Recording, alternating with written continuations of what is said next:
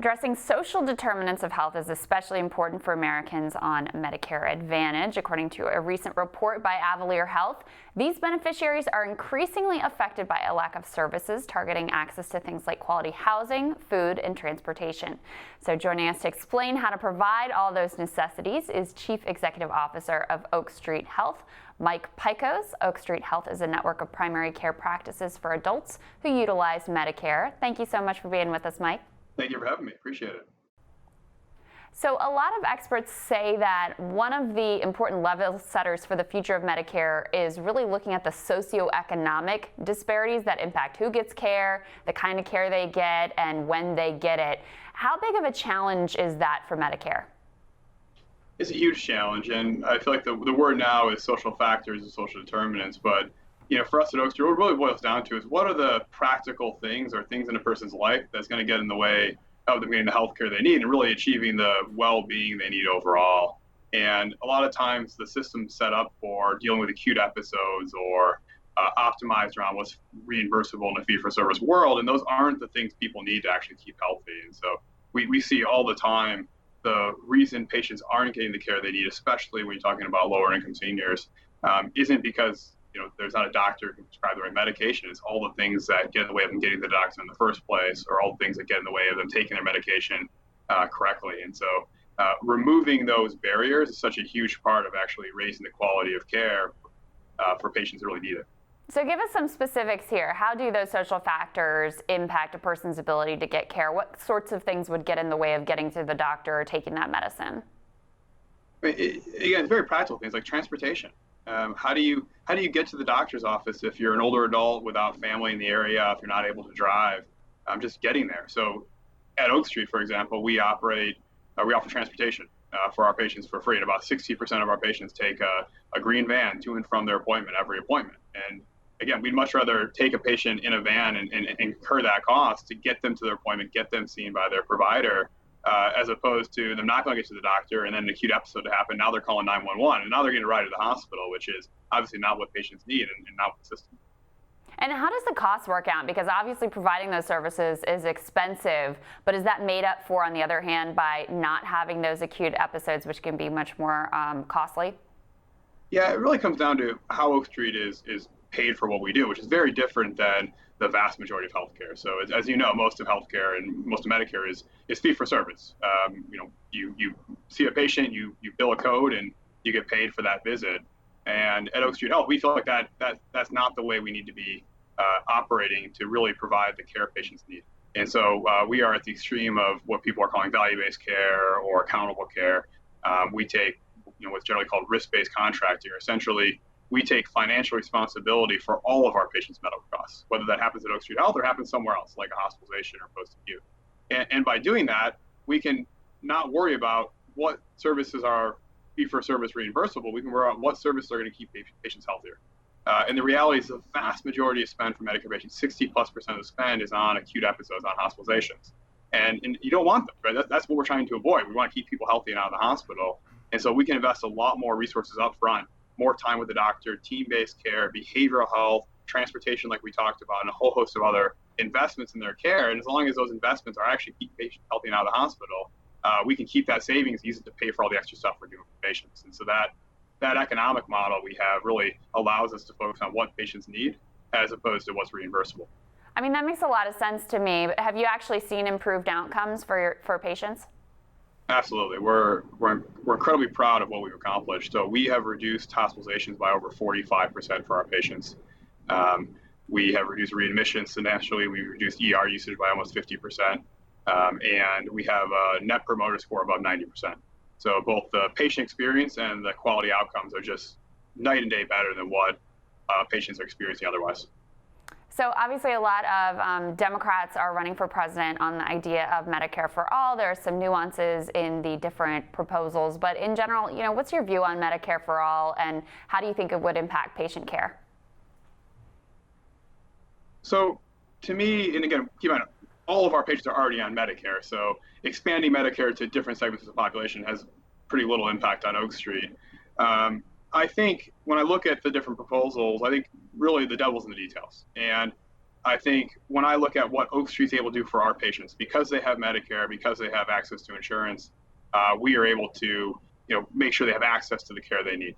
But one of the things that has enabled Oak Street and made us successful is working through the Medicare Advantage program, because Medicare Advantage creates a cauldron for innovation. And so the reason we were able to do these, what I call risk-based contracts, but essentially the reason we can get paid for keeping patients healthier and really invest in their care is enabled by the Medicare Advantage program. And so one of the things, as we think about what to do, Medicare for all, or all these different components, I think it's important that we make sure we are enabling and allowing innovation to happen, because the Oak Street model, our results are much better. The care our patients are receiving is just differentially better than what the average patient's getting on Medicare. And we couldn't do that if we weren't able to get risk-based contracts. We couldn't do that if we weren't able to test new approaches. And hopefully there's a lot of other organizations that are testing new things as well that'll be as successful as Oak Street. I think that will allow us to improve the quality of care overall. And so to me, whatever form the future of healthcare takes, I think the important part is making sure we are allowing for innovation. We are allowing for different payment models. We're not just trying to constrain to one model, because the fee-for-service standard model is one of the reasons we're in this place where we are today, which is really high cost and really low quality. Right. Well, Senator Sanders has probably been the leader in terms of the Medicare for all push and has specific legislation drafted. Do you know how Medicare Advantage fits into that? Is it addressed? Does it continue as it is? My understanding is his plan is more extreme, where Medicare Advantage wouldn't be part of it. And I'm certainly no expert on Bernie Sanders' proposal, but again, for me, coming where we come from, and it's an organization that I think focuses a lot more on practically what can we do for our patients today, what can we do for our patients tomorrow, and where should we be investing to improve patient care. Any proposal, whether it's any of the different candidates or whoever, I think the biggest thing for us, and thing I would always focus on, is how do you make sure you're enabling organizations like Oak Street and other organizations that can create new models of care, can innovate, and can really align the incentives between patients and providers and the whole system. And I think healthcare, one of the things that I love about Oak Street Health and I love about healthcare overall is it's one of the few places where we can actually achieve higher quality, a better experience, and lower cost altogether. There's no trade-offs. And Oak Street Health has proven it, right? The quantitatively much better outcomes at Oak Street Health, quantitatively much better patient experience at Oak Street Health, much better experience for our providers as well, providing the care. It's a win-win-win for everyone. And again, it's at a lower cost and it's higher quality. And the challenge is actually navigating an incredibly complex, difficult system that's evolved over a long period of time, and really was set up in an era when there wasn't chronic conditions that need to be managed in a longitudinal way. The challenge with the system was about paying for acute episodes, and that has evolved as people have lived longer, as we've gotten more and more advances in medicine, and we've been able to prevent things like heart attacks. Now the challenge is different, and the system, the infrastructure, and the payment methodology hasn't evolved to match these new needs. And Oak Street Health has been able to, really through the Medicare Advantage program, through the innovation that's allowed, to create a much better way to align incentives, a much better way to be able to invest in the care patients need to keep them healthier and improve their experience. And I would hate to see something happen where we get in the way of that innovation, because I feel like there's a lot of that happening right now. And that's going to unlock so much higher quality care at a lower cost for our country.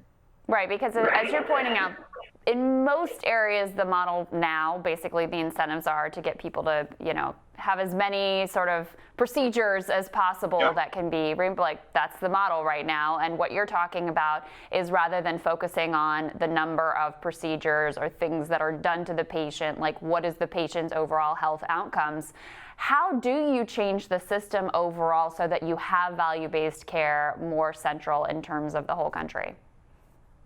Well, I think we need to keep creating programs and incentives to push people towards those types of models. And I think we need to continue to find ways to empower and enable the groups that are doing it. And when we think about Oak Street Health, there's really two mega trends that people talk about in healthcare that I think we're really in the middle of and trying to take advantage of. And one is, what we've talked about, is value-based care, which is, hey, how can we pay people for value, not for volume? And if we can do that, that's going to drive people and send people to provide higher quality. So absolutely doing that at Oak Street. The other one is consumerism healthcare. And more, the way Oak Street works, we start all of our centers de novo from scratch. We go into areas and markets where we think there is a need for higher quality care, and we essentially tell people, here's what we do, here's what we can provide you, and here's why Oak Street Health is a great place to get your care. And a lot of what we find is the challenge isn't getting them to switch doctors. The challenge is helping them understand how the healthcare system works in the first place, helping them understand why preventive medicine is important. But by being able to approach them in a consumer-driven way, it's really putting the onus on people to vote with their feet to get the right type of care they need. And just like I think from a payment perspective, we should allow more innovation. I think from a consumer-driven perspective, we need to continue to empower groups and empower patients to make decisions based on where they can get the best care, where they can get the best experience, continue to let groups invest more and more dollars in the experience for patients. And what's going to happen is people are going to vote with their feet. And it's going to be a situation where people who want to stick to the old model of being paid for volume and not providing high quality care, not being accountable for outcomes, they're going to lose patients, and they're going to go to the places actually providing the experience and the quality care they need. And so, again, if I think about it from a policy perspective, those are the big things I want to keep enabling, right? Is keep allowing people to engage people in a consumer-driven way and remove the barriers to doing that. Very interesting stuff, Mike. Thank you so much. Really appreciate your expertise. Great, thank you. We'll have more Rising after this.